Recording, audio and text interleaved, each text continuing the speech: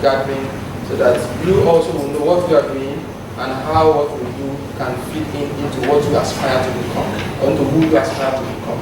In other words, by quickening the rate at which your PhD is completed, or your master's as the case may be. As someone who was here for quite a while, both as a student and later as a faculty member, and who had the privilege of teaching research methods, I would reckon with the fact that data is life. If you do not have data, then you'll be violating one of the essential fundamentals of your research, which is the epistemological stand of your research. Because at the end of the day, the question is, what constitutes valid knowledge? You cannot build something on nothing. So your data should be such that it's accurate as it is spelled. Accurate, A, because it has to be accurate, C, because it has to be correct, C again because it has to be complete, U because it has to be understandable, R because it has to be reliable, A because it has to be accessible, T it has to be timely, and of course E because it has to be something that is easy to use. So in that particular regard, my colleague and I, Mr. Mamun, as part of our own responsibility at the IIBF, said IIBF. Okay, now I'm feeling at home now, right? I hope you didn't hear that, right? At the IFSB, thought that we have to come down to show you what exactly we are trying to do. He would be doing a large part of the presentation. Mine is just to give some form of introduction. At the IFSB, we're engaged in a lot of researches. I'm from the Research and Technical Department.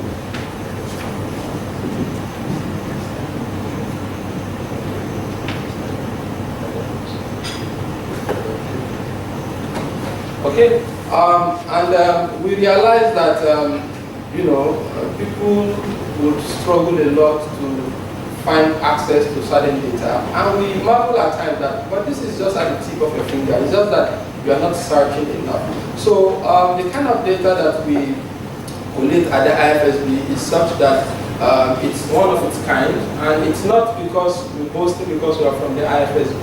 It's just because we just scroll down. I just have one. Just go down a bit. Go down. Go. No, it's okay. Can you scroll down the main slide so I can see what one? I just need just 2 slides there. I'm not taking all. In 2 minutes I should be out of here. Okay. Okay, I think it's okay. Just one more. Okay. All right. So we have our own database called PSIFIs, the Prudential and Structural Islamic Financial Indicators. Of course, we all know what prudence means, and we all know what structure means. So we combine both. Our data is obtained directly from the central banks. So, and it's a macro data.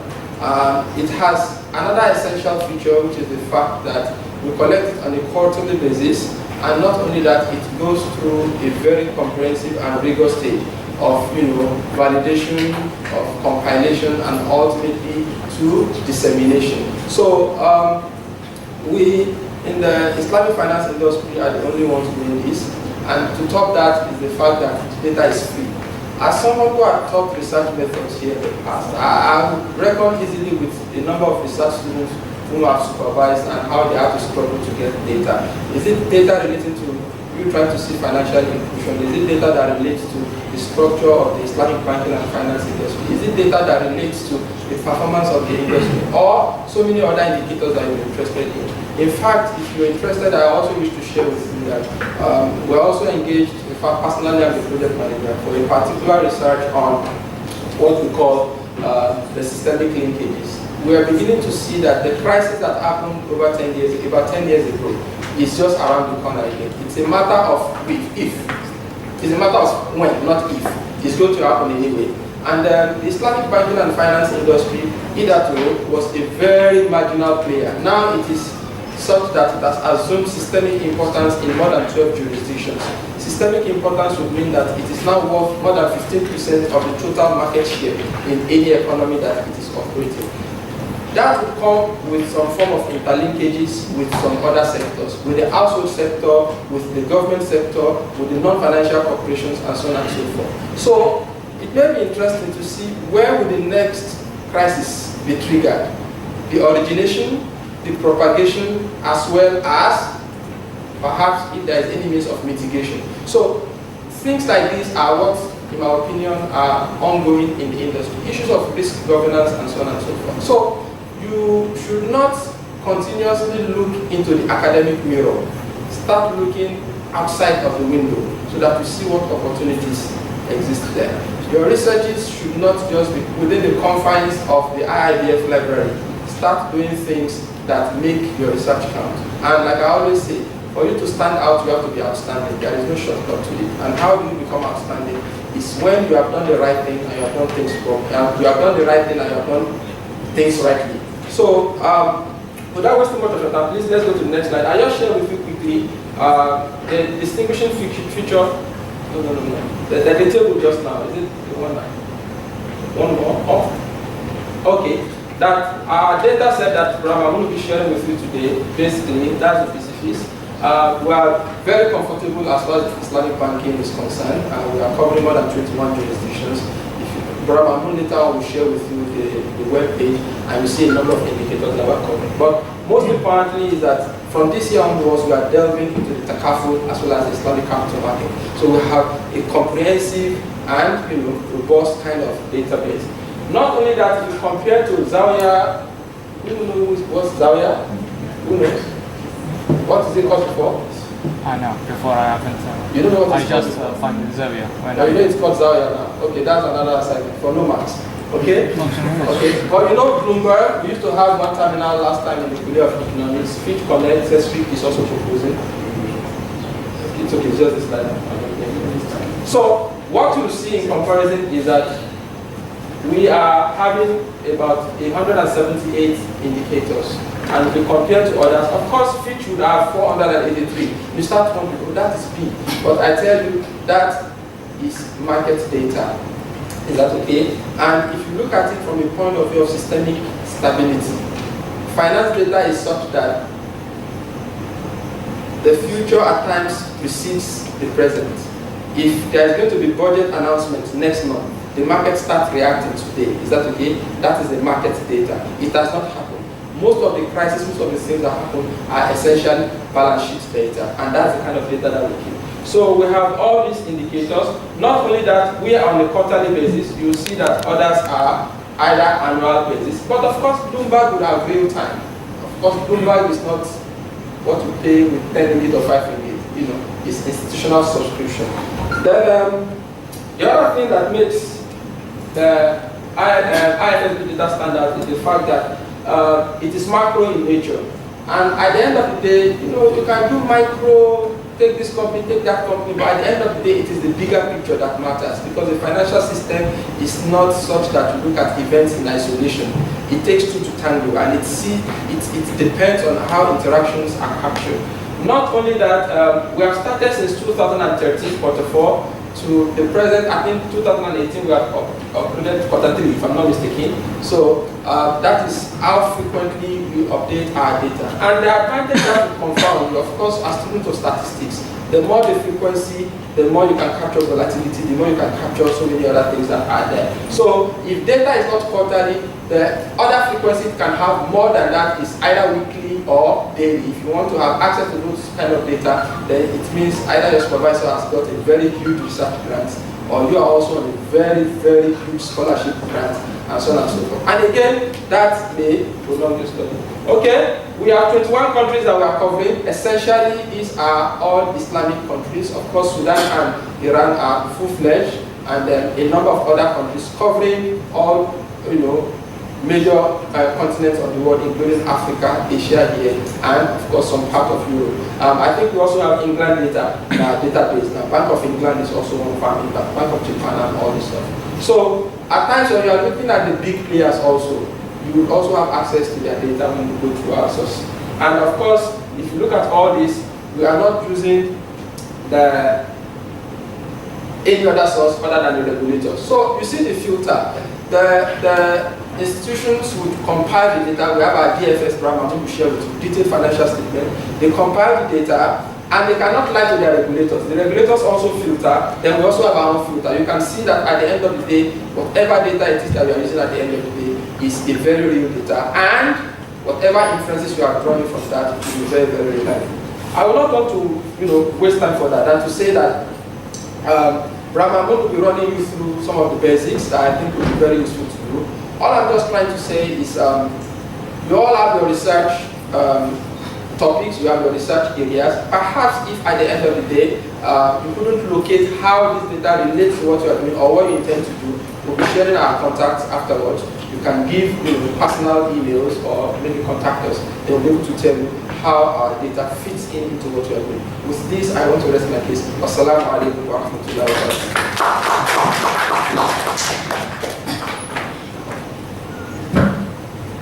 Thank you very much, Dr. Abideen. Inshallah, we use the IFSB data in our research.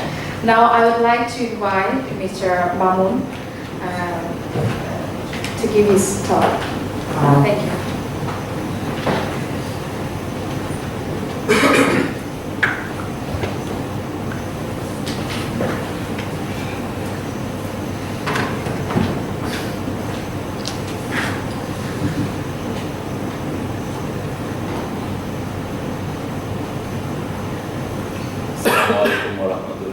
Good afternoon, everybody. Ladies and gentlemen, it's my pleasure to meet with all of you in a university campus. That is a very fascinating experience to me. That I had conducted so many presentations in different areas, but this is first time I am talking with the students in a university. And you know that my project, we are working with a project is called the Islamic Financial database. And I feel that is very much related to your area where I come to present. So in our introduction, Dr. Abideen, he is also your professor for a long time here.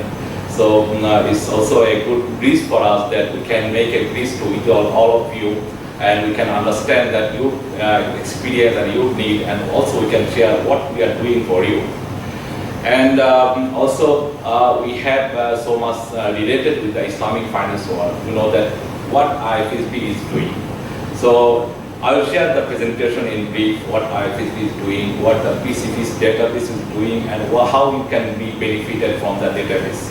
But before that, I mean, it's about to inform you about a project, about a database. It's not about we are creating some knowledge for you.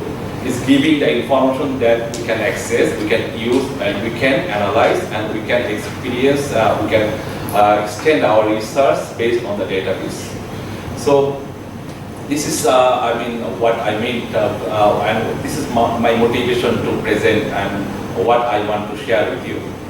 Okay, before that, I mean, in my discussions, anytime if you want any questions, please stop me. And it's basically, it's like a workshop is two-way communications. So better if we communicate each other, it will be better to understand each other about the database.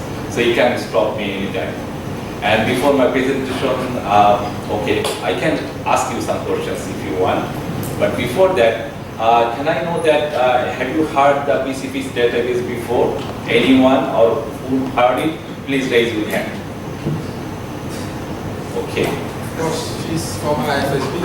Okay, so yeah, one of our ladies, she aware of this, and you one. Okay, only 2 persons. Okay, have you heard about the IFSB itself? The name of IFSB? Okay, so yes, at least you know the name of IFSB. Okay, so this is actually this is the reason why we come here. So we have some product, but this is in dark. Nobody knows it. So this is our way to communicate to you that we have something, and if you are the real resource, I understand, for the Islamic finance industry, if you do not use it, so this is unfortunate wastage of the product. So from that point, it's very much important to inform you what we are doing. Many times I ask these questions, I receive that only few people knows this database. But okay, what's the reason? Is the database not making any credible database for the industry? Or is the database is not, I mean, the database, the people or the students can be benefited in their research? So it's not the database they can identify, they can analyze the structural issues, the stability issues, soundness issues in a country. I think from these points we need to understand that whether it can solve or not. Okay. First thing is that what is the source of the data? That we need to understand. Why and how we can get the data. So that I will explain. What is the source of the data and what is the process of defining or making the accuracy of the database so that data can be reflective to the market. The second thing I need to explain because the accountability, the credibility of the database is important. And what exactly the data? Is the data reflects the market level information, or is the data reflects the industry level information, or aggregate the whole country information from macro perspectives? So this kind of information, if you are aware, then you can identify your area and how you can use the data. So that's the purpose I need to explain. In my presentation, there are a number of agenda. So first that we need to understand that what IFSB is doing. I'll just give a very brief what IFSB is mandate and the development of the database project. Because this database now in a stage we can say that is a very stable platform and everybody can access the data with free of charge. So, but before establishing this kind of level, we have to go through a detailed process, and it started in 2004. So I will just give a brief, because this information may not be relevant to you, but this information is built from the perspective that how the data, we can make this data is a very credible and accountable database, so that it can reflect the industry true situation. There are many data entities house, that many data entities website.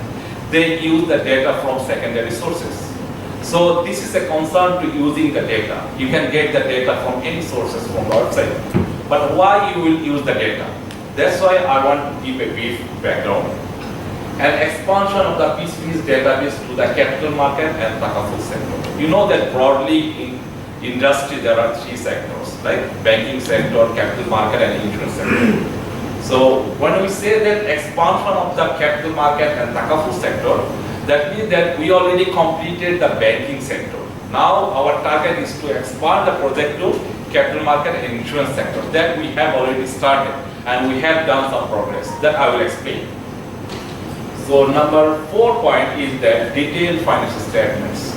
You know that the last financial crisis, many economists and the accountant, also the policymakers, they identified that the problems is basically come from the balance sheet. So we also focus on this area, how we can disseminate the information on the balance sheet. The detailed financial statements is a kind of balance sheet information, which gives you the income statement, expense figures, line items of expense, and also gives the balance sheet, asset, liabilities, equities, also main key indicator that we call the memorandum items. So this kind of information, how we can disseminate, I will show in a slide, a few slides.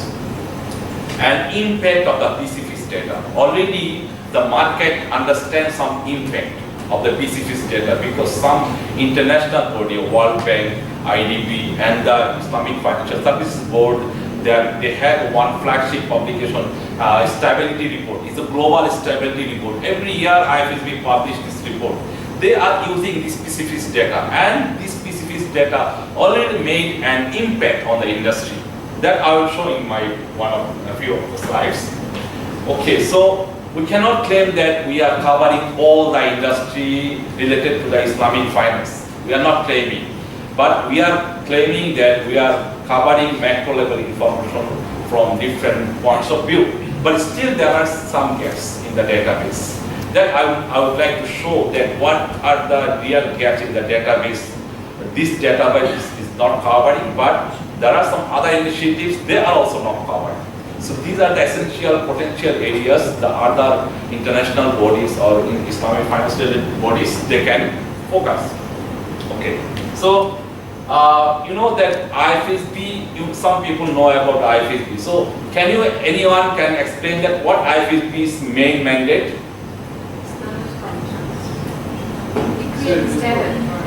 Yes, it creates standards for Islamic finance. In simple words, is very much correct sentence, that it creates standards for Islamic finance industry. So this is our main mandate. Okay, so to reach these mandates, we have some other also mandates, like we enhance the initiatives, awareness, cooperation, collaboration, coordination with the industry players, with the regulators, with the market players, to understand the standards, to equip them, to familiarize them with the standards, to help them to implement the standards. So these standards basically complement to the conventional standards, like Basel, they have standards, you know, for the banking sector. IOSCO, they have standards. IAIS, they have standards for insurance sector. So basically IFSB IFSB produce some standards that can complement the standards with the conventional sector. But you know that in Islamic finance industry, the real problem is the data gap. So when we produce the standards, we need some feedback from what the market are saying. See, if we do not understand that what the market are saying, so our standards sometimes can be theoretical. So that the IFSB from the beginning understood that we need to establish database so that our market players, even IFSB people or the regulators, they can understand the market trend, and based on the trend they can incorporate the standards and they can understand that how to implement the standards. So that's why PSIFIs database, to establishing a database is a prime agenda from the beginning of the IFSBs when it started journey in 2005. After that, IFSB had these different levels. I will explain in the forward slides. So we call it PSIFIs, Prudential and Structural Islamic Financial Indicators Project. It's very tough name, right? It's very complex. But you can simply understand that it's an Islamic finance database. But in short, we call it PSIFIs. So PSIFIs is basically trying to understand the soundness, the stability issues in a country, in a jurisdiction, to understand the resilience issues from the macro perspectives, from the aggregate perspectives. So we have three kind of indicators. First is the core indicators. So that core indicators, that they explain that you need some indicator that can reflect your solvency, that can reflect your quality. Understand? Quality of the Islamic finance. What does it mean? Quality of the assets, right? Quality of the assets in the Islamic banking institutions or industry. It also understands by these core indicators that sensitivity of the market, like foreign exchange rate sensitivity or financing sensitivity. Like if you provide more financing, it is also a sort of sensitivity, right? Okay, so these kind of indicators we call core indicators. Also the earning capacity, right? You have the more earning capacity, this is also core indicators. So these we categorize core indicators. We have a list of indicators. And another type of indicator is the liquidity indicators, whether your bank is solvent to meet the liquidity, immediate liquidity, or short-term liquidity, or long-term liquidity. So these core indicators gives you the information about the soundness, about the stability for the industry, for the banking sector. There are some additional indicators. We call additional indicators, but in some sense it's a core indicators. Why we call additional indicators? Because these indicators are in very depth. Sometimes some countries cannot collect the information, but we encourage them to collect the information. And it's about the detailed information, like financing. You know, did you heard about the ICIF, International Statistical Classification Code? So this code classified that in a finance or in economy, there are 27 segregates like industry, manufacturing, agriculture, wholesale, retail, vehicle, transport. So like this, you have different kind of segregations.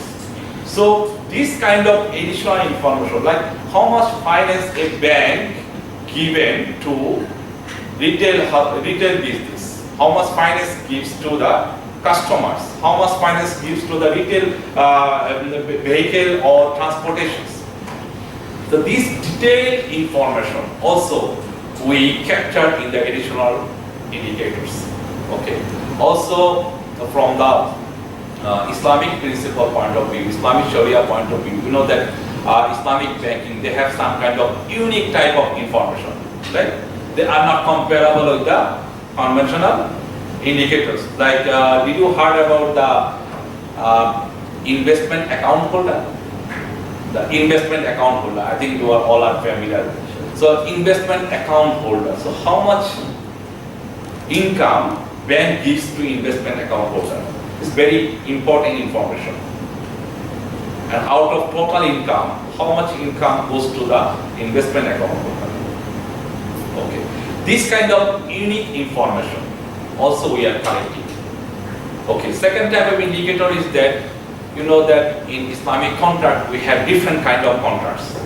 Murabaha, Mudaraba, Musharaka. There are some contracts is non-remunerative basis like Wadiya. So these kind of contracts, so Islamic banks, how much they finance they give to different kind of contracts. So this additional information gives you the detailed information about the financing by type of economic activities, by type of contract basis, by type of Islamic finance contract. And also not about this, like about, did you heard about the non-performing financing? Okay. Non-performing financing means that there are some financing goes to the customers or goes to the markets that are not paid on due time. Yeah, it called bad debt. So it has different steps when you call bad. But before calling it bad, there are some interim steps. So you can make treatment slowly, how you can recover the non-performing financing. So do you think that this non-performing financing, higher value of non-performing financing is good for an economy or is good for an institution? Definitely not. It reflects the vulnerability of a institutions. So this kind of information, the non-performing financing, you will get through this website. Not only that, how much non-performing financing goes to real estate sector, goes to the economic sector like agriculture sector or industry sector, you will immediately understand. And you can understand that concentration of the non-performing financing to particular sector or to particular economy. Are you okay with my discussions? Yes. Okay. So if you have any questions, please feel free to ask. There are some other indicators that we call structural Islamic financial indicators. These structural indicators is basically nothing. It's about the size of the economy. It's about the health of the economy. Like how many banks in their jurisdiction, how many branches there, how many ATMs machines, number of ATM machines, number of employees. This kind of structural information gives the basic information. You can understand. Sometimes you can analyze the efficiency based on the structural information. How efficient your system is, your information is, like if you have this kind of structural information. Also, the balance sheet information is part of the structural information, like the total assets, segregation of the total assets in different components. We give them the segregation and they put the data in different segregation of the balance sheet for total assets, also for the total liabilities. Okay, so I already told that this kind of information will you facilitate the monitoring and analysis of the soundness of the data and also strengthen the transparency and quality of the data. This is the purpose, this is the objective, and it will support macro-prudential oversight of the data. Okay, so this slides is the development. I will not go in detail for this slide. But for your understanding that we started this project in 2014, first we had a task force. What a task force means? Basically, it comprised the country representatives. So we formed a task force from the representatives from the central banks. And they meet together and discuss comprehensively and find out some indicators, compilation guides, compilation definitions, compilation methodologies. We have gone through this process and also do some capacity building programs with the and also with some representatives from the different central banks. And also we published some report that calls compilation guides. So first we published compilation guide in 2007. So it actually gives the definition of the indicators, the compilation methodologies, because we are collecting data from different countries. So there is the need of harmonization of the indicators. There is a need of harmonization of the explanation, clarification, so that every country can feed their data into a single format. So there are a lot of discussions and it's a long process, it's a comprehensive process. We already gone through this process. We first published the report in 2007 and 2011 we revised the compilation guide. Why? Because there was a financial crisis in 2008 and 9. And to reflect the issue, the financial crisis, and thereafter to reflect the regulatory developments, we revised the compilation guide in 2011. Thereafter, this is about the project, the forward from 2014 to 2016. Yes, please. Sorry, sir, I hope you don't mind if we just interrupt, right? Okay, just now, how many countries so far? Okay, so now how many countries we have? Yeah. Okay, currently we have actively participating. There are 21 countries. 21 countries. Yeah, I'll show you the list of the countries in our letters. Okay. Good. So you know that before I show you the phase, we had different phases. Phase 1, 2004 to 2007. Phase 2, 2008 to 2013. So until 2013, we involved with the capacity building, with the compilation methodologies, with the workshop, survey, pilot study, pilot project. So we have some kind of experience how the real data collection can be. After that, from 2014 to 2016, in this phase, we plan to collect the data for live dissemination. So this is our ultimate objective. We took it in 2014 to 2016. And for this, we actually gone through a very rigorous process. We formed a task force. And there are 17 regulators in that time. Thereafter, 4 countries joined the project. 17 regulators, 17 countries, they joined the project and they nominate task force members to understand, to explain the data. And also not only that, there are some international organizations.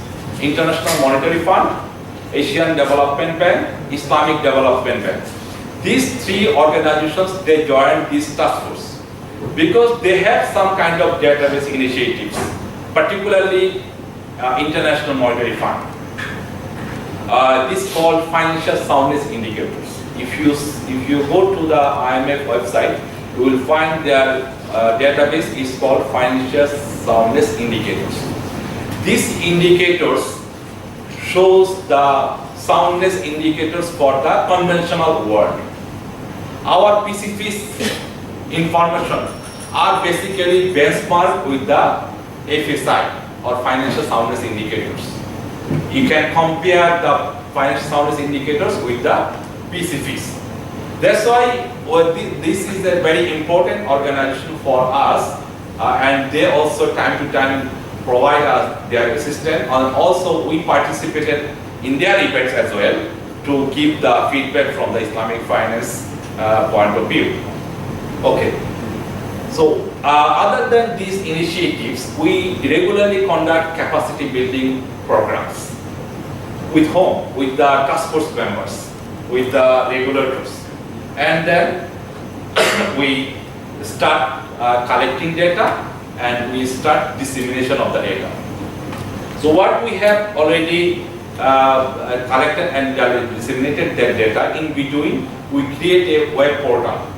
So this web portal is very much available on the IFSB website. If you go to the IFSB website, you will find a column, it calls data, and under the column you will find several line items.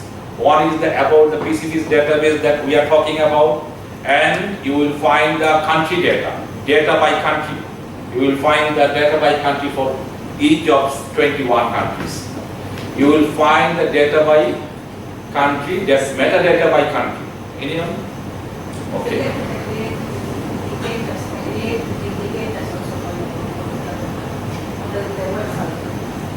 The website address? Yeah. No, I have. Okay.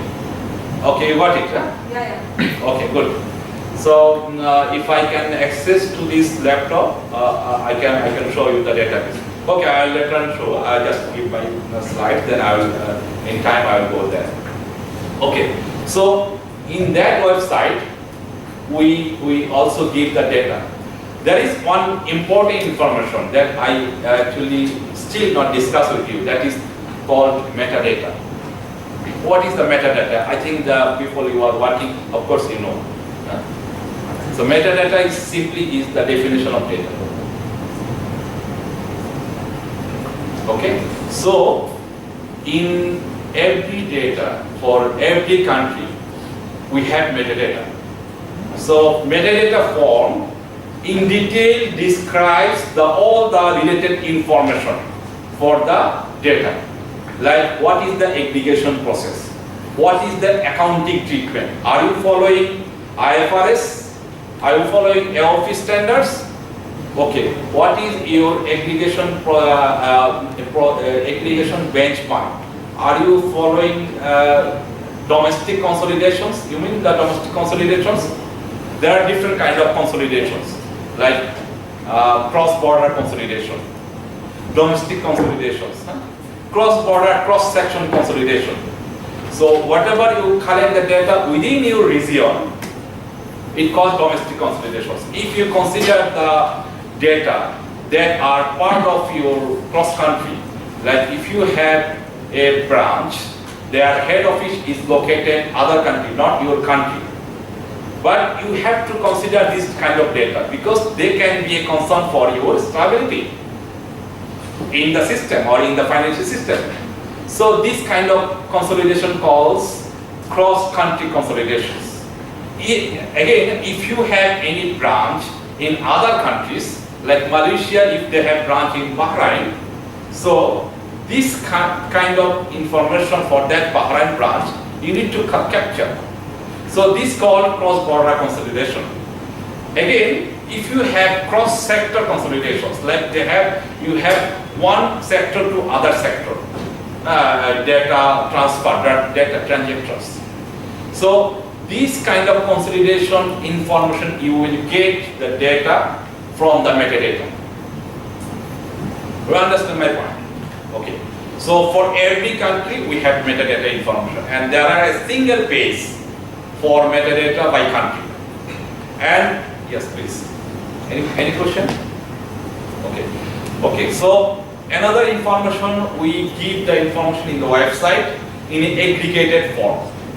We call that country data, country metadata, and aggregated data. We show some indicators, not all, to give some exhibits, to give some key information about what are the size of the total asset of the total industry, what are the size of the total financing, or financing by different contracts, or financing by different Islamic finance variables like Murabaha, Mudaraba, Musharaka, by Salam. So you will find that information from the exhibits.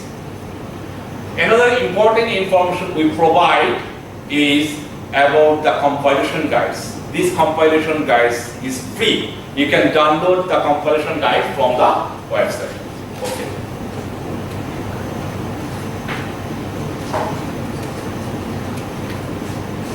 So I will show you the real data sheet later on, but I just give you the background information so that you can easily understand what are the database is talking about.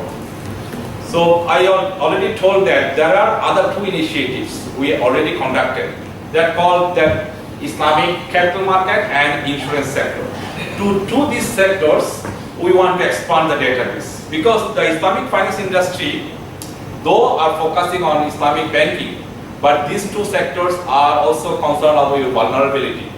So that we need to understand the Islamic capital market, sukuk market, the development of the sukuk, outstanding of the sukuk, number of the sukuk, and for the insurance sector, different kind of insurance ratios from the markets, from the countries.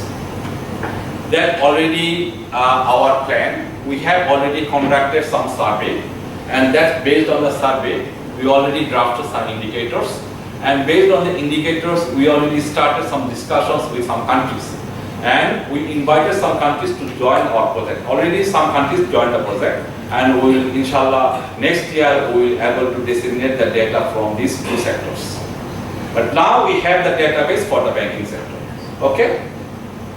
Sir, Yes. just to mention the data here, that you want for next state to collect data about Islamic capital market or capital markets in general.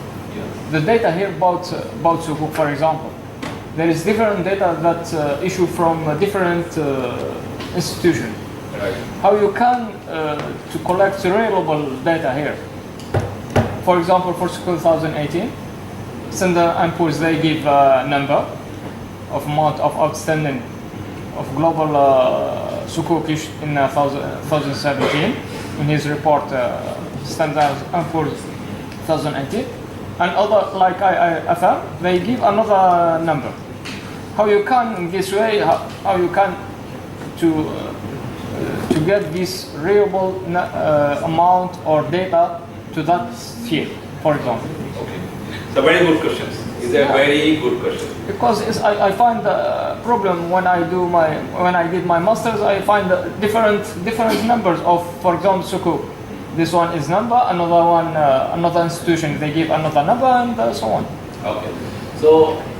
Okay. So I just repeat your question is that his question is about that there are different kind of issuer, right? There are different kind of countries. From origin is different, issuer is different, and institution is different. Exactly. So how you can compile the data that can reflect the country data is a very big question, and it's very difficult question to me to answer this question.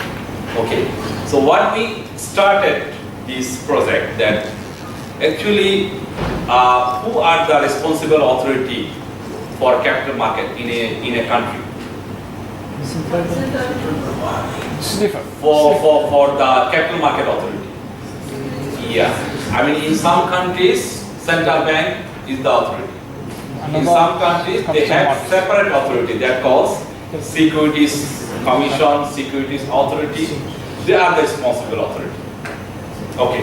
What we started then, we actually invited those countries, those regulators who are involved with the capital market. So already they start joining in our project. So some central banks, they joined the project. And we started discussion with them how we can compile the Islamic capital market data based on the considerations that you mentioned is very right. That are the challenges for the data collection. When we start the data collection, we went through so many challenges, and we have to resolve the challenges. Because this is the new initiatives, we of course resolve these problems. We start discussion with the regulators, and we pointed that, okay, which approach should we follow? Should we follow the approach that from origin basis? We only consider the data from the origin basis. Should we only follow the issuance basis? Or should we only follow the market basis? Understand my point? So these all the considerations we are discussing, and we will find a resolution. We will find a resolution how we will cover the data. But you are right, there are the challenges for the particularly Islamic capital market data, because the issuer, the originator, and the markets are different. So this one we started our discussion with the regulators. Okay, very good questions. We actually appreciate this kind of questions. Any other? So okay, so these are the development for the two sectors. But we will start the data collection in the next year. This is our plan. Now we would like to talk about the current database. We have 21 countries. These 21 countries we are completely covering for the banking database. And these are regional, there are some regional distribution, like G20 we have around 4 countries. From the emerging and developing Asia, we have few countries, Central Asia, Middle East, and most of the countries from Middle East, and we have some 3 countries from Africa, Egypt, Nigeria, and Sudan. And Dr. Abideen in his presentation mentioned that Iran and Sudan are full-fledged Islamic banking system. So they are completely full-fledged. But other than those countries, we are collecting Islamic banking data from their particular countries. And these are basically the list of indicators, and this is the basic list of indicators. I am not writing all the underlying indicators. We have 34 indicators, but if you consider all the underlying indicators, it would be more than 100 indicators. Just to give you the idea, like for capital adequacy, we have some indicators. You know that capital adequacy ratio, Tier 1 capital adequacy ratio, Common Equity Tier 1 capital adequacy ratio is about the who are following different kind of Basel. If some countries follow Basel 3, they have to comply with Common Equity Tier 1 to risk-weighted asset. Okay, and these indicators are common to all countries, like asset quality indicators, non-performing ratio, net non-performing to capital ratio, provision to gross NPF. And these 4 are basically the earning indicators that gives you information. And I told you that there are some liquidity indicators, leverage indicators, and sensitivity to risk. The last indicator, growth of financing to the private sector. It gives you the activities in a country, how much activities are related to Islamic banking for the investment sector. Please. Actually, my area is clear. So I want to know that in your indicator set, do you have anything that actually indicates refinancing or anything related to that? Okay. So this question is about the indicator on green financing. So directly we have no information on green financing because the green financing is concerned by regulators. They give some guidelines for the individual banks or institutions, but in terms of the indicators, like it can be mixed. Like some indicators can be related to the Islamic capital market or capital market. Some indicators may be related to the banking sector only. So if you try to understand the green financing better, I think that Islamic capital market can give some indication, because when we see that when they give the information on the sukuk, for example, we will know the sukuk where they invested. They invested any hybrid project. They invested any metro rail without using much fuel. So this kind of information can track the green financing. But yes. That means that from country-wise, I can find that the sector of investment, right? Right. Then I can find that green. Right. From that information, you can bring some idea about the green financing. But directly, I'm not sure that how you can understand some indicator that reflect the whole industry. I think it's quite challenging from this point of view. Okay. From additional indicators, I told you that there are one indicator is it is called it's called the income distributed to investment account holder out of income funded by PSIU. Total of balance sheet items to total assets. Foreign currency denominated funding to total funding. These are the additional indicators. Value of Sukuk holdings to capital. If you see the last three indicators in the additional list, value of Sharia compliant financing by economic activities. Again, this information will give you all the financing by Sharia compliant financing by economic activities. Different kind of economic sections: industry, manufacture, agriculture, retail, household, transport. This kind of information you will easily get it. Value of gross NPFs, same.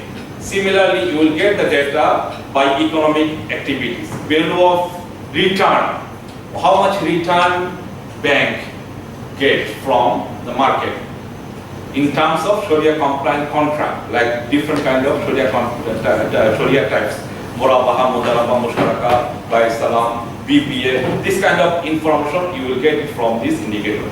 And structural information, I think that I have already discussed this information, that there are some health information, size information in the economy that you can easily get about the banking sector. Okay, one more information is very important, that we are providing the macro level information, but they are a bit separate. Have you heard about the windows, Islamic windows? Okay, do you know what it is? Is it full-fledged Islamic banking? So, okay. So Windows, in practice, there are some differences across the countries. But in general, it means that Windows is a part of your conventional entity, right?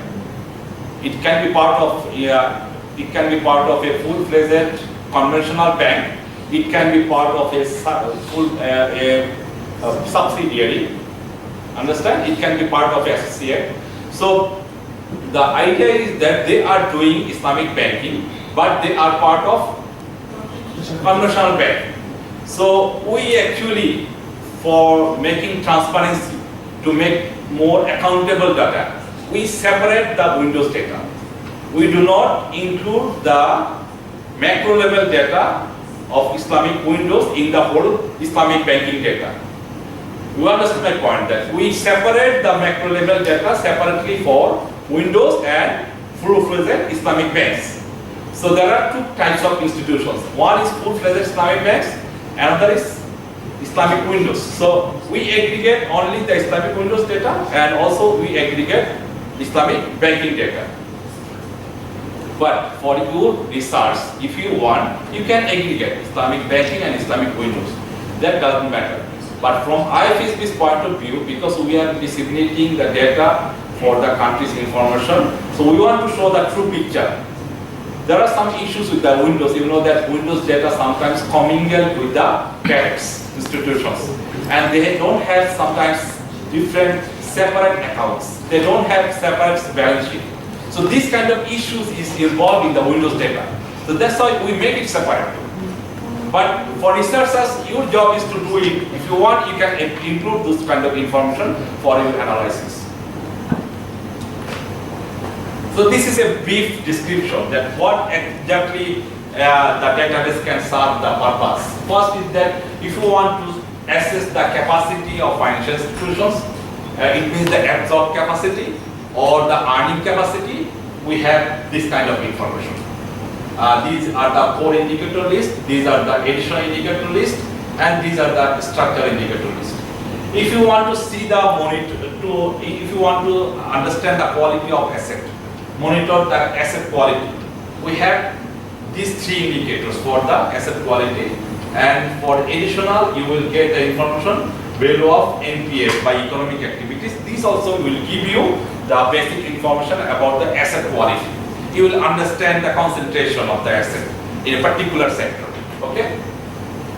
To monitor the financial sector vulnerabilities, this is about the liquidity, the leverage the bank can hold. So these are the indicators: capital to asset, liquid asset ratio, liquid asset to short-term liabilities, LCR and NSFR. These two indicators. Did you heard these two names? So LCR and NSFR are introduced by Basel at first and is a part of the latest regulatory development under Basel III. So to make the banks more solvent, to meet their short-term and long-term liability, long-term liquidity. So for this purpose, many countries who are following Basel III, they are reporting these two. These two indicators, and these are the additional indicators to monitor the sensitivity of foreign risk and exposure and concentration. So if you understand the exposure, if the particular sector is more exposed or more concentrated, then you have this kind of information. So I just frame the objectives. These are the objectives. If you want to see in your research this kind of assessment, you can use this kind of indicators. Understand? Okay. Can we have that slide, please? Yeah. That slide, can we have it? Or these slides? Yeah, because it's very nice. Objective, the core, indicators, it's very nice. Okay, sure. Yeah. Okay, this is actually a demo of our website, right? This is the website address, and this is the data templates, and you know that we are disseminating the data into two forms. One is in Excel form and another is in PDF form. So when you click the data for Bahrain example, so you will find the data in both ways. And you see that there are two columns. One column is for Islamic banking data and another column is for Islamic Windows data. You understand my point? Then you will get the immediate country data for Islamic banking or Islamic Windows, whatever you want. Okay, these are the main components of our database. Key exhibit, data by country, selected indicators, metadata. We have one page is about FAQs. If you want to know more, this FAQ will give you more information about the database, and compilation guides. It's very comprehensive. There are different kind of guides we uploaded in the folder, and we time to time revise the compilation guides. So you will get immediately the compilation methodologies. So just here for the countries, the data here is for the country in a whole, or include the detail of the banking working in this country. For example, Bahrain, there is Bank Salam, Bank Baraka, etc. The data it's with more. There is another, not just the country, but the other banks who work in this country. Okay, so his question is that, I want to repeat his question because everybody can understand also this question. His question is about that, are we collecting the data by banks or are we collecting the data for the country? What did you understand from my discussion? From central. We are collecting the data by country. Yes. We are collecting macro level data and also providing macro level information. Okay, so how we collect the macro level data? Central bank will submit data to us. Central bank collect the data from every individual institutions. When they collect the individual institutions, they compile the data. And we have the compilation guide for them. They follow the compilation guide and they compile the data, consolidate the data, and then the inter-transaction of the data, all the things have been done. After that, they submit the data. Okay, please. Regarding to the period of the data, the current period of the data is how long the current period of the data? Okay, frequency. Are you talking about frequency? Okay. Okay. So there is another good question. That what is the time span or time period the database so far has covered, right? Okay. First of all, we started the project in 2014. So our data, now we started this data dissemination is 2014. So during that time, we actually started data from 2013 last quarter. Okay, the data is available from 2014 13 Q4. and we are collecting quarterly data. We are collecting quarterly data, and all countries except one, they give the same minimum data, but all countries provide quarterly data. So far we have in our website, the data is available until 2018 Q1. So it has more or less not very big, but not very small data time series. But if you get the data, if you have more scope to analyze the data within the time span, I think so. Okay. Is okay? So please. For micro level, what you will compare, because I saw that is all about macro level. Right. For micro level, what you will compare? Okay, so your question is that we are collecting the macro level data. So what about micro level data? How we can get the micro level data? Okay, you know that first of all, we plan to collect only the macro level data.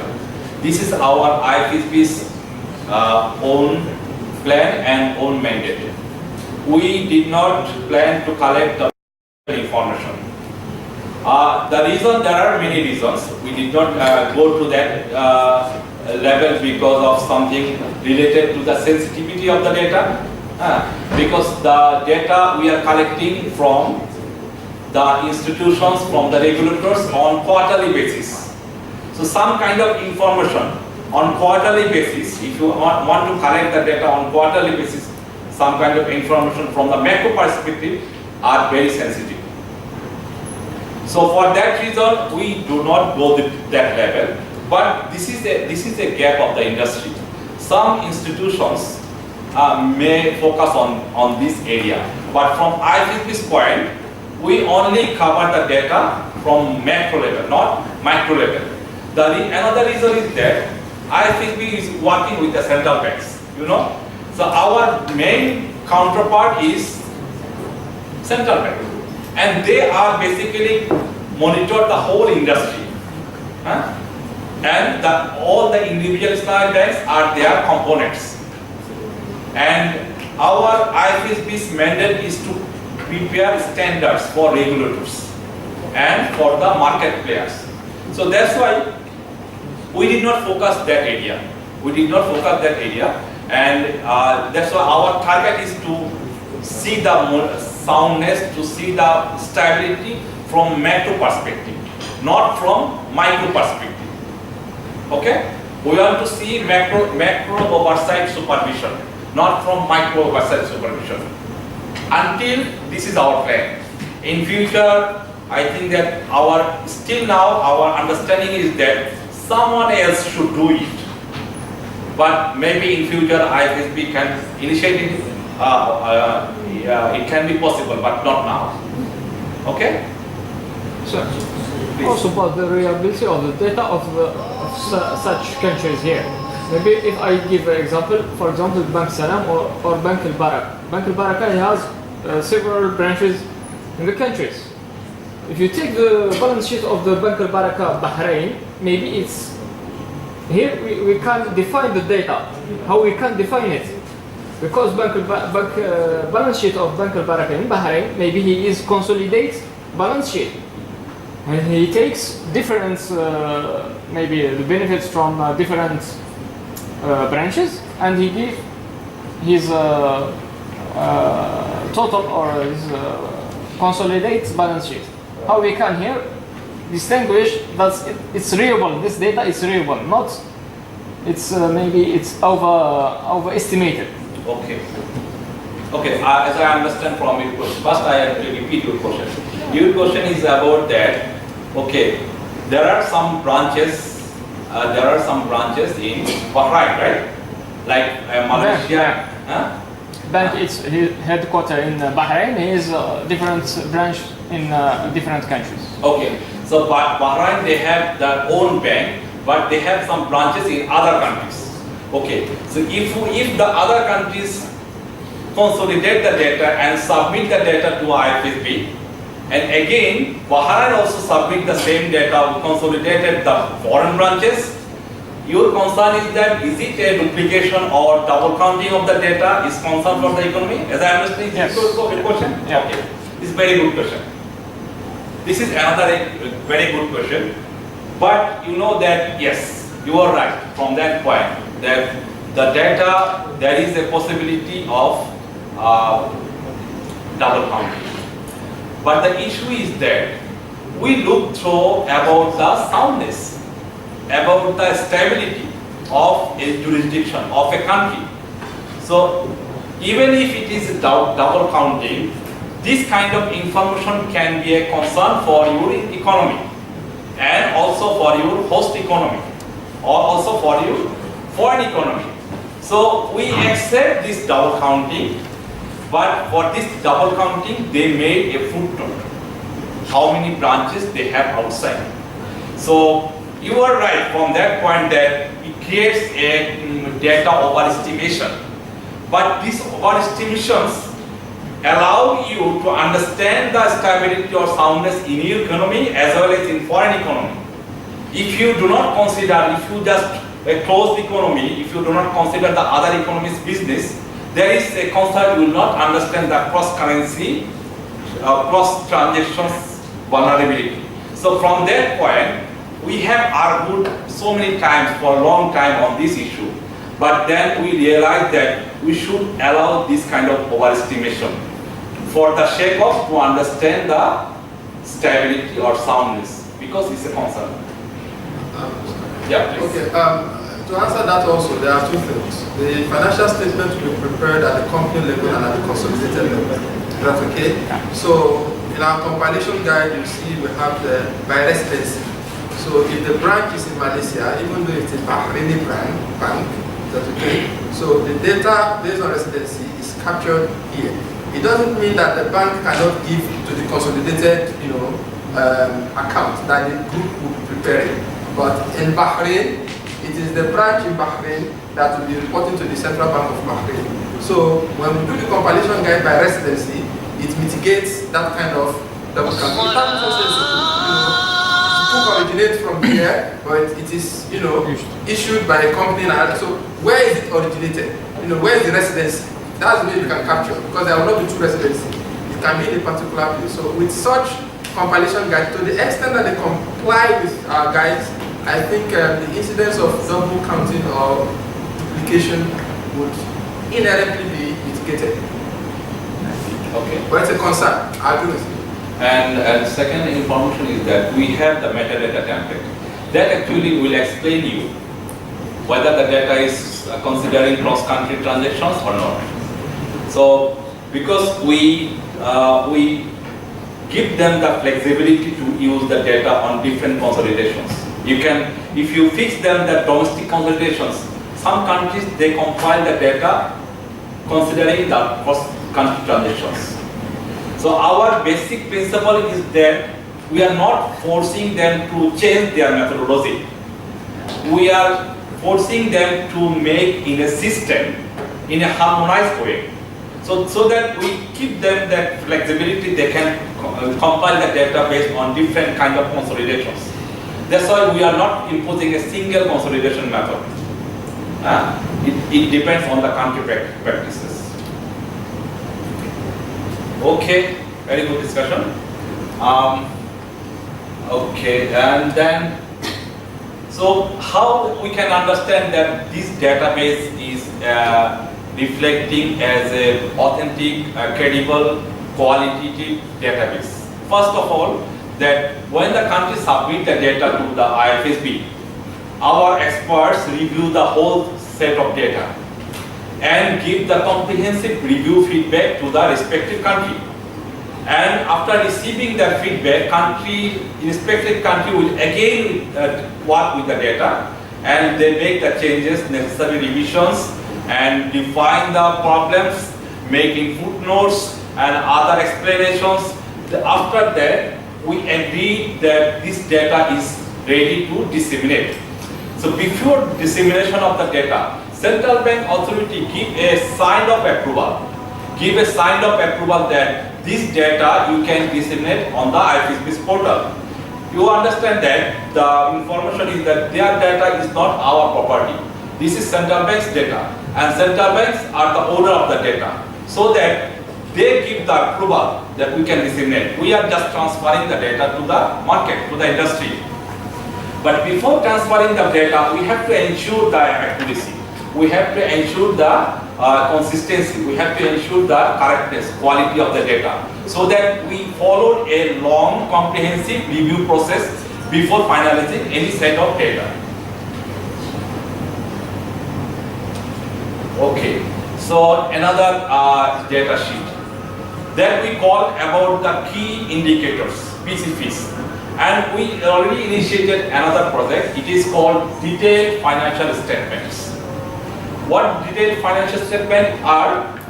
This is basically, we are following IMF approach. IMF, they are collecting the data that is called sectoral statements. So this is bit detailed. It will give you more granular data about the industry, more basic information, and it can support the compilation methodology. You can understand the cross country, between countries. Even if you want to compare within the economy, like same set of banks with conventional and Islamic, so we can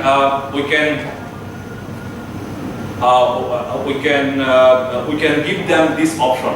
The detailed financial statements main objective is that the indicators, if we find the indicators in different line items, your analysis would be more easy. You can analyze the data in different points of view. So I will not go into detail of the detailed financial statements. It's very detailed. But basically we have introduced three kinds of statement. First is the income statement, second is balance sheet information, and third is we have some memorandum items. So these are the templates. We have the stylized templates we agreed after long discussion with the countries to reflect the Islamic finance industry. We incorporated the ideas of IFSB standards, we incorporated the ideas of IFRS 9 standards, and also we incorporated the country practices they are doing. So all the things we have to finalize, go through detailed communications, meeting with the countries. After that, we finalize this form. So like what are the income items? Like for the conventional banks, what are the main income for them? Interest income, right? This is their main income. But can we say interest for Islamic bank? No. So what are the main income? The financing and investment income. The financing can come from the sales-based or lease-based or equity-based contract. Or there can be income come from your investment, Sharia compliant securities or instruments. So this kind of segregation we finalize. And what are the expense items for the Islamic banks? What are the expense items? What are the main expense items? So Islamic banks, if you think from the true technique of Islamic bank, we call it profit sharing investment account, right? So profit sharing investment accounts, there are two parties. One is bank and another is in conventional we call it customers, but in Islamic banks we call investment account holder, right? They are treated as an investor. They are part of that investment. So how much we pay, bank pay to the investment account holder, that is the main part of the expense. So we include this kind of information, and share of income taken as profit equalization reserve, PER. Have you heard this term, to profit equalization reserve? I mean, banks can keep some amount to give to the investment account holders when the bank give the profit low. So they keep some reserve for the bad times to pay. They keep some reserves during the good times. So this is called PER. There are a lot of detailed discussion on PER. I will not go through on this discussion. We have standards, we have guidelines, please. Just quickly, sir, about the detail about the income from financing, like sales or lease. For sales, for example, you can't find the income coming just from murabaha or salam, or for equity, just for musharaka and mudaraba. You can't find this data or no from the central banks. Yeah, we have this kind of data in the main indicator that I discussed. But from the income indicators, after our discussions, we segregated that sale based, sale based. What are the underlying contract? Definitely, you have underlying contract, murabaha or musharaka. Yes. That of course you have to follow. But this is because we have to also standardize the format from the conventional point of view. So sale base is the line item, but what are the underlying contracts? Yeah. You have to mention in the form. Yeah. Yes, and you put this amount of profit in this subtitles and so on. For example, for sukuk. For Right. sukuk, they do like trading and selling and buy, and they get some profit. Right. They put it and Under this that in the investment part. Right. like sukuk profit Right. for each countries. Right. Okay. So this is, I mean, broadly our list of indicators, and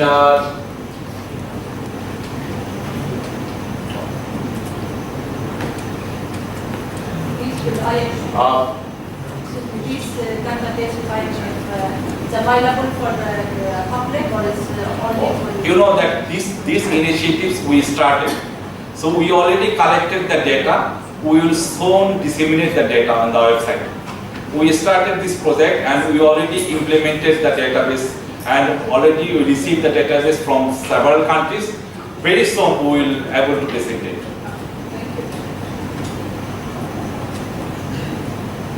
So, okay, again, this is the balance sheet information for the asset side indicators, and these are the liability side indicators. I mean, from the Islamic point, we call funding, liabilities, and equities are very detailed information. We have also the subcomponents. Basically, what are the remunerative funding, what are the non-remunerative funding. And you know that under the remunerative funding, there are two types of funding. One is the profit sharing investment account, other is the other remunerative funding that are also Islamic finance contract. So we have finalized this kind of indicator list.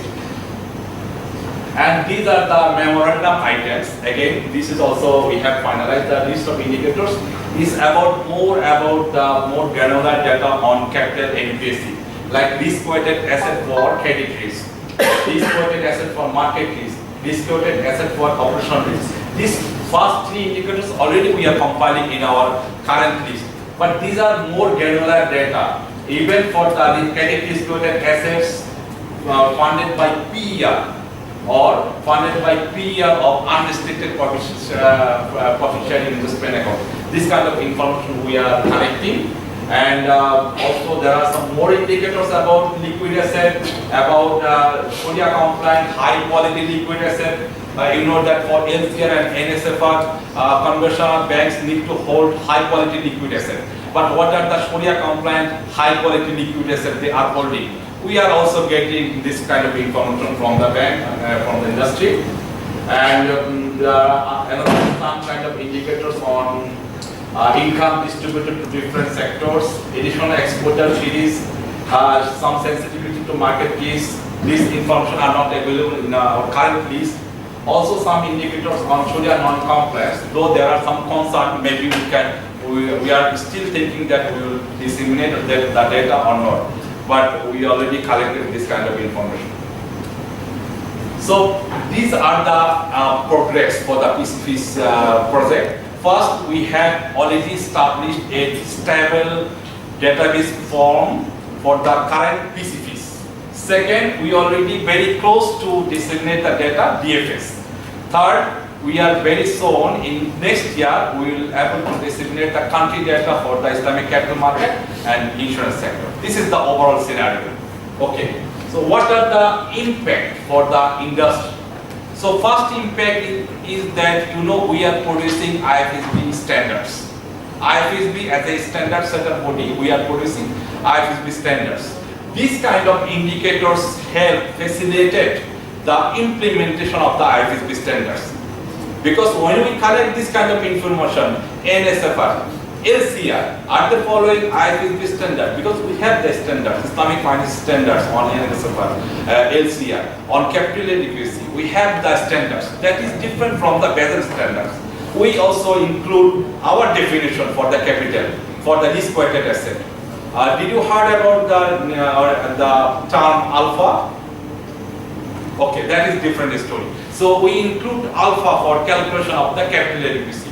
So we can immediately understand which countries are following alpha based on the IFSB standards from these indicators. Okay. Second is that it enhances comparison between conventional and Islamic finance sector within a jurisdiction. This set of data, Islamic banking data, when you have the data, you have the data from the conventional banks. You will easily get the data from the IIUM website. You can compare the data between the two series. Or if you have same size of data, like 10 Islamic banks in a country, you can consider 10 conventional banks in same size, same nature, and then you can go through a peer review. So you will understand the capacity efficiency of the banks, whether the banks are good comparatively to Islamic conventional banks or not. And integrate Islamic finance into global surveillance framework. It's about from the point of global surveillance. Like IMF, they produce some stability report in their global report. Like IFSB, they produce the report in IFSB stability report. So these kind of publications go through the whole global scenario. So Islamic banking also a part of global financial system. So Islamic banking can be used as a subset of the global financial system, and it can integrate to and it can help you to analyze the data from that perspective. Okay, so these are the impact.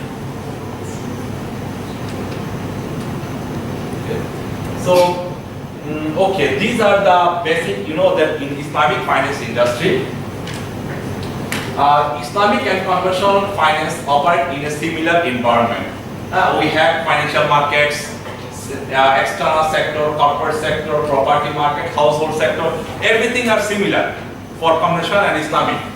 And the risk, like credit risk, market risk, liquidity risk, operational risk, these risks are also similar for Islamic banks or also for the conventional banks. But there are some risks. You see this part, rate of return risk. Your rate of return is not ensured, is not granted. Sharia non-compliance risk. Whether you follow Sharia or not follow Sharia. You are talking about Islamic bank, but you don't follow Sharia. This is a risk. So some countries, some people can be attracted by your Sharia banking, but when they saw that you are not following Sharia, so this is again a risk. And displaced commercial risk. This is a technical issue. You know that shareholders, they transfer some asset, they transfer some earnings for the sake of investment account holder. So shareholders forgo some of their income. So this is called displaced commercial risk. We displace the risk to shareholder to the shareholder takes some burden of risk and transfer the income to investment account holder. So this is again a risk. So how you manage the risk? Equity investment risk. So equity investment risk, that Islamic banks follow a joint project, like investment customer as an investor. So for this kind of risk, you have to understand from the Islamic point of view, and you will only understand the data from the PSIFIs, that because we have some kind of unique information that will give you this kind of information about the unique risk of Islamic finance. So therefore, the objective of financial sector surveillance is to financial sector stability, macroeconomic stability, unique risk management of IFS. So for Islamic banking sector, financial sector stability of course is the objective, and macroeconomic stability is of course another objective, but it's not enough. You have to risk management for the Islamic finance risk. Then you can see the surveillance mechanism is working. So you have to consider the three elements for the stability or sound understanding of soundness or stability of Islamic banking system. And that you need unique kind of data.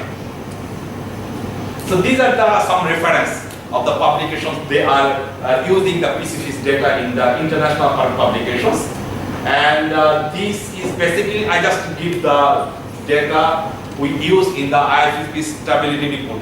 If you have any chance, please go to the IFSB website for the stability report. This stability report every year we publish, and it gives a more clear explanation of the global trend of industry. So I just give the information to you that this is the way we are doing the trend analysis of the industry, and this information is based on the PSIFIs database. So, like also we give the information by country, Bahrain, so percentage of Islamic financing, NPF of Islamic banking. So you can easily cross-country compare the information in the stability report. Every year we publish it. I just give the example to show you how we can explain the data. So yes, I think our time is very limited. We have to. I just give you the information, and then okay. Also, there is another information is concentration risk. This is some very technical issue. Did you heard about the Harfendel index? Harfendel index gives you information about the concentration. So basically, it calculates as the sum of the square of the asset of all these individual banks or countries in total Islamic banking sector. Like you can use it for any indicators. If you square the ratio, if you square the ratio and aggregate the ratio, you will find the total value, and this value gives you the information about the concentration. And this concentration ranges between 0 to 1. So if your value is more close to 1, your information on any indicator like financing or capital adequacy is more concentrated and is more vulnerable to risk. If your information is very close to 0, is less concentrated. Like this is just an exercise to show you that. You see that the concentration, I estimated this concentration, and this is the economic financing, Sharia compliant financing by economic activities. These are the activities. And this, for example, Afghanistan, this concentration is only for the agriculture. This concentration is only for the mining. So if you calculate, if you aggregate all the concentration, you will find a result, 0.3 and 0.1. You see that these are range between 1 to 0. And these are highly concentrated, like Afghanistan, Iran, Oman, Pakistan, Saudi Arabia is very much high. It's close to 5 or more than 5. But it should be, ideally, it should be 0.1 to 0.2 in between this. So this kind of exercise you can do for your research if you want to see the concentration. I also done it for like economic activities, Sharia compliant contract. If you see the contract, so these all countries shows high concentration. What does it mean? It means that banks can provide the financing only some selected contracts, right? If you see that Morabaha is very high concentrated, Morabaha 0.4, 0.3, 0.2. So most banks, most countries are very much concentrated on Morabaha. This is a risk. This is a concern for the industry. Whether it should be distributed the contract in between different contracts. So this kind of information will give you the true picture of the Islamic banking in a country, what they are doing, and you can give some policy suggestions, policy recommendation for them. Okay, so then you can compare the concentration ratios between different periods. So this is the concentration. Like construction, it was concentrated 0.30. Now it is how much? I can see from here. 0.01. So it slows down. So you can also, in different periods, you can understand the concentration and compare the concentration between the different periods. it will give you more advanced information about their trade. So I have done for different countries, so just to give you the idea. Okay, so there was one question that what we are covering, why we are not covering the information about individual Islamic banks. So this is the, before the last slide, and this slide actually gives you the more information about what are the database initiatives by the global entities or global authorities. So first you see that left column is macro level Islamic banking data, macro level window data, macro level capital market data, macro level takaful data. These four data and gaps we covered. Potential area where industry has sustainable database. Already we have some database and other database we are covering. There are some other actions like ISLM, Bloomberg. They have some data on the Islamic capital market. For Islamic finance indicators in system of national accounts. Did you heard the name system of national accounts? This is more about the GDP calculation. So in GDP calculations, the Islamic finance is still missing. I mean, how you can incorporate the Islamic finance instrument in system of national accounts. There is an ongoing discussion, and that discussion is initiated by United Nations. I gave a presentation last month in that initiative and explained that what should be for the format. But still, this is not our area. This is not IFSB's area, but this is a gap in the industry. Understand? Okay, institutional level banking data. So you heard the name ET, IIIB's organization ET. They started this project, but after that, this project was dormant and is not initiated again. So this is again a gap for the industry. And institutional level insurance data, microfinance data, non-bank Islamic finance data. This lower part are the missing part of the Islamic finance data, while we are covering all the macro level data for the industry. So to show you that what are the real gaps for the whole Islamic finance industry. So this lower part should be an area for the new initiatives taken by international organizations or any other regulatory authority. But we are working on this area. Okay? So, okay. Industry needs a quality database. We have already produced. One question may be arise from you that we are covering the data only for 21 countries. Whether it shows the global data? I think this is a valid question, right? Because we are claiming that this shows the global data. Okay, for your information that these 21 countries, we have identified these 21 countries based on the significance of Islamic finance, Islamic banking. And these 21 countries we estimated, it covers more than 95% of Islamic banking data globally. So remaining 5% is still missing.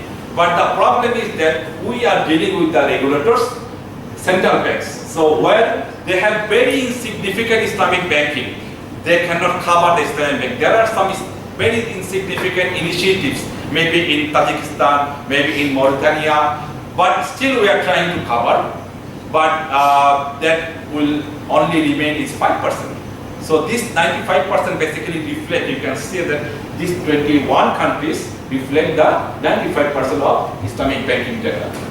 So this is about the database and this is about information. My last offer is that you should use the data because this is very much credible database, accountable database and transparent database. It comes from the regulators. We are not collecting the data from individual institutions or we are not collecting the data from secondary sources or from any published report. We are directly collecting the data from our direct primary sources from the central banks. And central bank directly collect the data from markets. So it reflects the true market nature. So you should use it the data and you should disseminate the data for other colleagues that they can use it. So while you have some attendees here, you please circulate this information to your other colleagues, other friends, other students, so that we can increase the access of the data. Just my last propose to you. Thanks for your patience, and if you have any questions, please, again, you can. One question. Please. It's not a question, maybe suggestion. First of all, thank you so much. I'm so happy to see Dr. Abideen here and Salim Al Mamun. My question is more suggestion. Please. Since you came to promote PCT data, right, to students, to academicians, and I know the hard work behind this, and behind this data, how it is reliable also. Why not IFSB offer a kind of award or scholarship to students who are using this data at least at initial stage to promote the database, at least at initial stage, those students who are using this PCT data in their research. And also maybe for academicians from IIBF, let's say, who use this data and publish their work in well-known journals. Is it possible, one? Because for one of the problems, data is very good and very reliable and comprehensive, but the problem is timeline. It's just less than 4 years data. This makes a problem, like for long time series analysis. So what do you think about this suggestion? So we will use the data with our students and the staff to promote, of course, IFSB as well, and we will have kind of win-win situation. Okay, so she has a proposal that can whether provide any scholarship. So first of all, that this data is free. For how long? For how long? This is another. It's free. So this is from IFSB. This data is free. You can use the data because if you want to access the data from other international market level data like Bloomberg, you have to access. You have to make a subscription, and it's not more about promoting the data because it's about that to exchange the information because many people are not aware about the database. We are doing something, and you know that IFSB is a non-profit organization. Is the global authority to support the Islamic finance standards. So this is actually not our area, but we are supporting from technical point of view. We are supporting the data is free, and we have very much pleased to provide any kind of support except. Okay, thank you so much for your suggestion. Maybe we can discuss with our colleagues. Yeah, let's see if there is any opportunity. Okay. Please. Okay. For the capital market data and the capital data that you say the dissemination will start from next year, are we going to have only for the next year, or you have some compilation that will be disseminating starting from next year? You understand? For the capital market data and the capital data, you mentioned that dissemination will start from next year. Do you have a compiled data for how many years that will be disseminated from next year? Okay. So if I understand correctly, so your question is that we are planning to disseminate the data, to collect the data in next year for the ICM and Takaful sector. Yeah.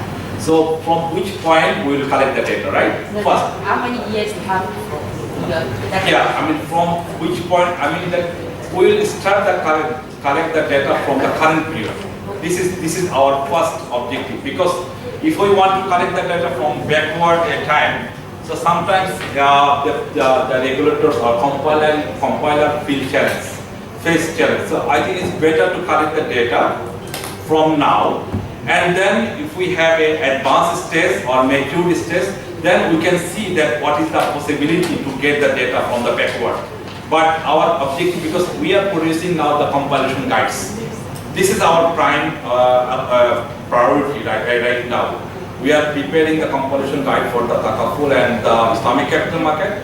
When we publish the Takaful and compilation guide, because it's based on the current setting, we are not considering the previous definitions. It's about the current standards, current regulatory developments, so that we are more focused on collecting data from now. But later stage, if we want to make a big time series, maybe we can collect the data from a backward. Sorry, please. I see you wish the good job, IFSB, talking about Islamic banks, capital markets, and finance. But there are new players in the sector in terms of fintech. How is IFSB, because they are already, changing the scale of things, by the way.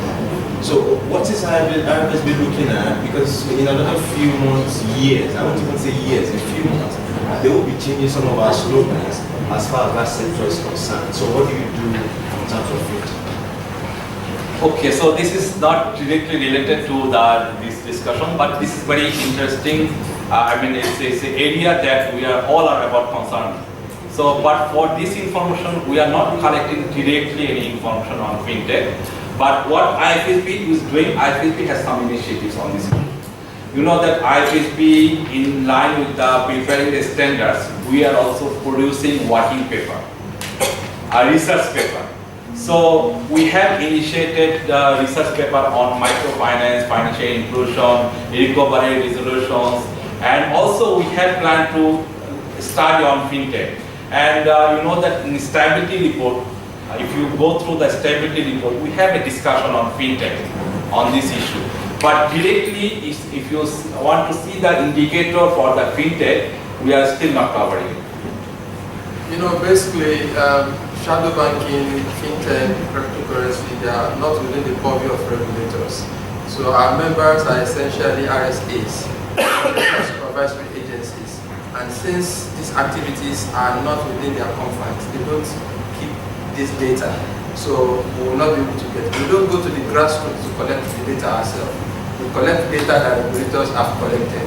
So as it stands, since these activities are not within the purview of regulators themselves, the market is about 699 billion shadow banking, and the financial stability report of 2018 released by the PSIFIs also takes note of the fact that this is a concern that has to be looked into, especially because they serve as complements to these other sectors, households, non-financial corporations, and so on and so forth. But to the extent that they are not captured within the confines of regulatory agencies, they are not subjected to any regulatory or supervisory activities yet. So that makes it very difficult to collect them. Another argument you can therefore give is the fact that, how about crowdfunding, how about other stuff like that. At least in Malaysia, we know that yes, to an extent they have brought them under the umbrella things like that, but it's not yet so much of a practice across the various jurisdictions. There are sandboxes that are developed, there are initiatives going on in the Middle East, but again, as regulators, we are still looking into that. And like you mentioned, because I'm the project manager for the Stability Report 2019, one of the box articles that we'll be focusing on will be on this particular segment. So a separate chapter is dedicated to that, to look at what implications they will have for the stability of the Islamic financial services industry. And if you look at our Stability Report 2017, if I'm not mistaken, there is a separate chapter also that is dedicated to that. I have also a working paper which we have put as part of our strategic performance plan. Again, deliberately focusing on regulatory issues arising from the activities of blockchain, cryptocurrency, and so on and so forth. So activities are going on, but you have to take cognizance of that. Our bias would be more from the regulatory implications rather than the operational activities. So that's the perspective from which we are looking at that. And if you know anyone interested, and I'm serious, that can do a very good job from a regulatory point of view. Of course, will be somebody who has pedigree. I'm saying that yes, we have a working paper that we will be willing to outsource as it relates to regulatory issues in blockchain, cryptocurrency, and so on and so forth. It's been approved as part of our next year's activity, and it's directly under the research and technical department, research especially, which is within my body. So I'm saying with every sense of conviction, every sense of assurance that we'll be willing to do something like that. Please. So we have a question? I will pay good money also. Okay, so thanks.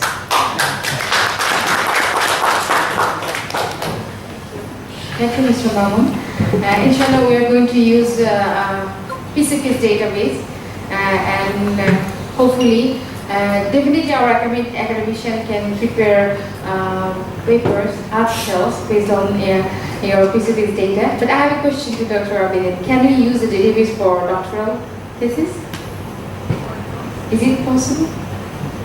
Yes, it's very possible. If you can use it for... So it's an opportunity for you. Please take the opportunity, okay? It's free, the data is there. I have not answered the question. You know, it's been long I've been asked the question. I've never had the opportunity to be asked questions.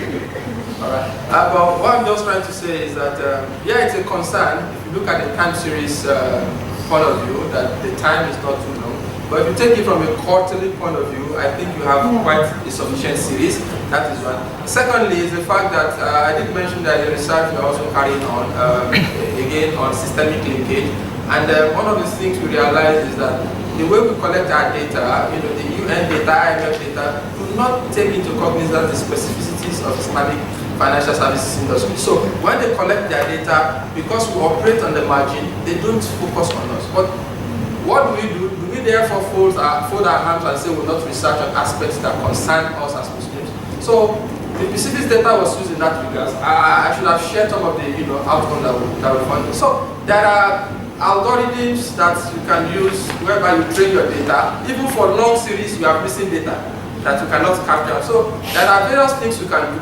Technology has moved so fast to the extent that they collect a lot of data about us. We get strange messages. How do they know what our preferences are? You know, they just make some algorithm, just few information here and there. They can put things together and they can project what kind of data that you have.